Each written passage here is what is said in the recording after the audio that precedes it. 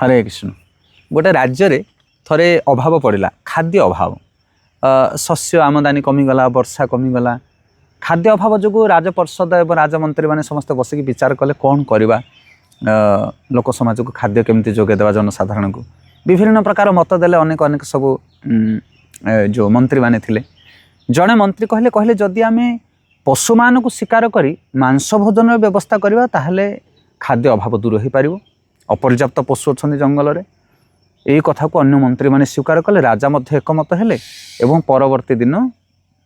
यहाँ को कार्यकारी करा जिबा विषय विचार कले मांस सबुठारु सस्ता रहिबो अन्य अपेक्षा ता भीतर जने साधु मंत्री थिले किंतु सी समस्त एकमत को नहीं सी सांगे सांगे किसी कहि पालेनी किंतु से विचार कले कौन करबा द्वारा एमान को परिवर्तन करा जाय परिबो भगवान तो अंतर्यामी भगवान बुद्धि देले तांगु एवं से मंत्री संध्या बेले कौन कले ना जो मंत्री प्रथमे राय देइथिले तांको पाखु गले संध्या समय आ जाके पहुँचले तांको द्वार देश रे कहले मंत्री गोटे काम रे मु आसीना कौन काम तुमर ना मु आपण को 100 स्वर्ण मुद्रा देवी आपण शरीर रु मात्र 50 ग्राम मांस मते दियंती मंत्री कहले अरे कि आश्चर्य कथा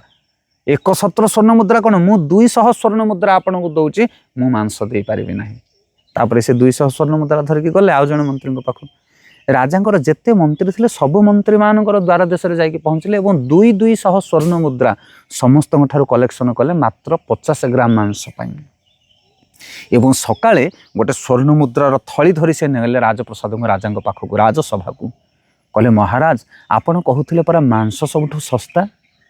गोटे 50 ग्राम मांस विनिमय मु एतिकी स्वर्ण मुद्रा कलेक्ट करछि संध्या बेले पचारतु यही मंत्री माने देइछन अन्य किए नुह जो माने डिसीजन नहीं निष्पत्ति नहीं कि मांस सबुठारु सस्ता बोली आम कौन भावुचे अन्य मानकर मांस आम पाई सस्ता अच्छा तुम्हें तुमर मांस को कौन से मूल्य दे पार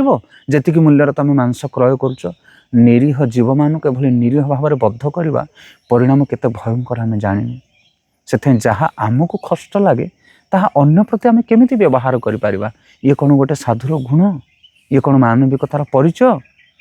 तेणु यह कदापि नुह निरीह जीव मान को हत्या करी सेमानकर मांस भक्षण करवा ये प्रकृत जड़े साधु समाजर जड़े मानविकतापूर्ण मनुष्य शोभा पाएना। हरे कृष्ण।